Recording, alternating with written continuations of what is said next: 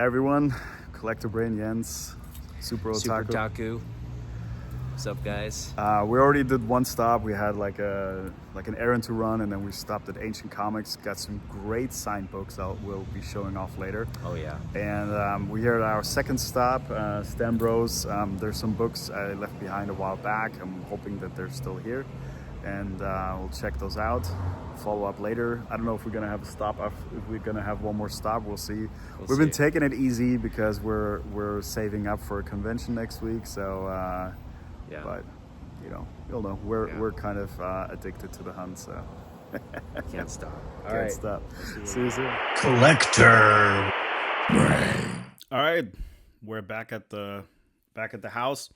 Sorry, yeah. This footage is gold! Didn't film a whole lot. Was just one of those days.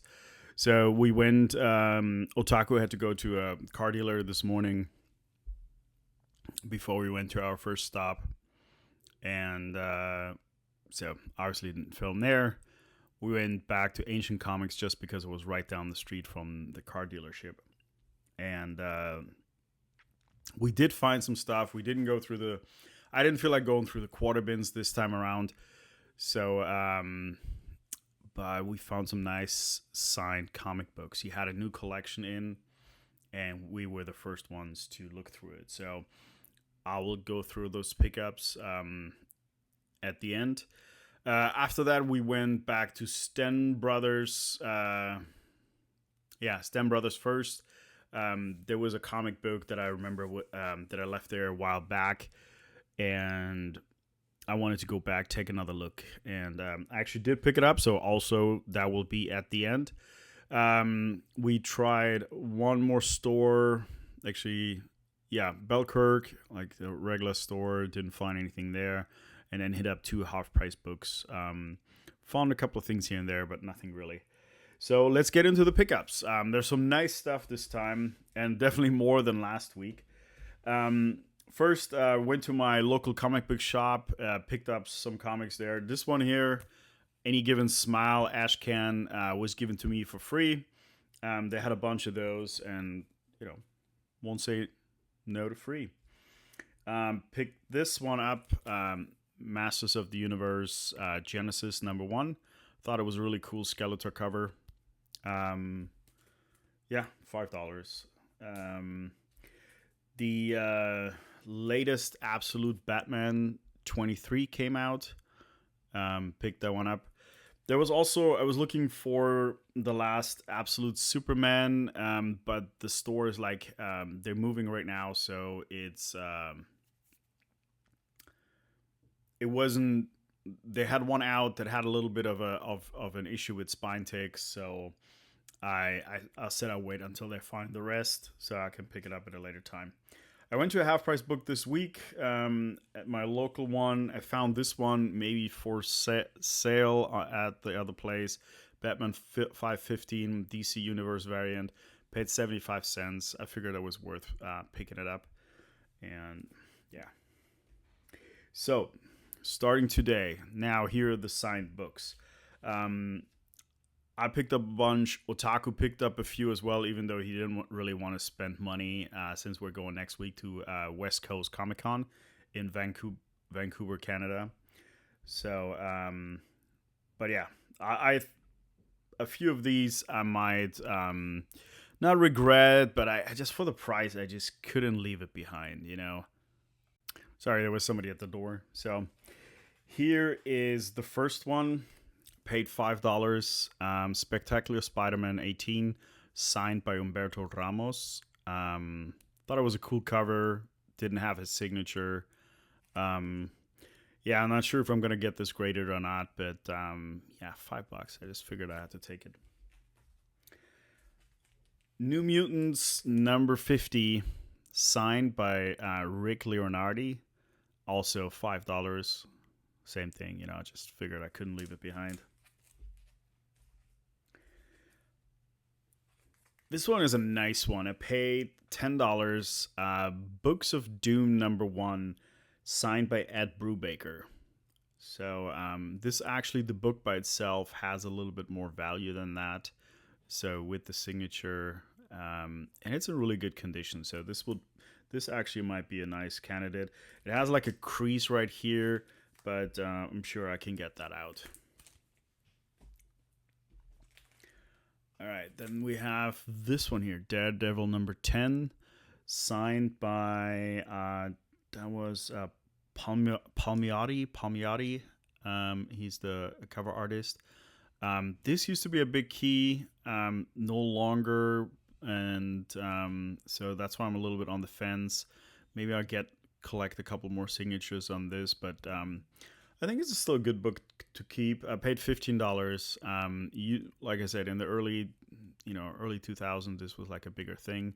I forgot there's a character here, like the first appearance. I have it pulled up here. 1 second. Where to go? So Jimmy Palmiotti, first appearance of Crazy Horse, Echo's father. Second appearance, origin of first cover appearance of Echo, Maya Lopez. So, yeah, that was this one. This was one of the first ones I found there, and I wanted to get it. So this is Marvel Masterpieces number 2, signed by Joe Jusko. His autograph. And I paid $15 for this one as well. Yeah, this is also in high grade. It has a couple of minor spine ticks, so I'm going to try to work on that. But yeah, I figured $15 for Joe Jusko signature. That was pretty cool. And the last one from this pickup, this was the priciest one from that, but I thought it was a really cool book and a nice signature. And that's Catwoman number 50, signed by Adam Hughes.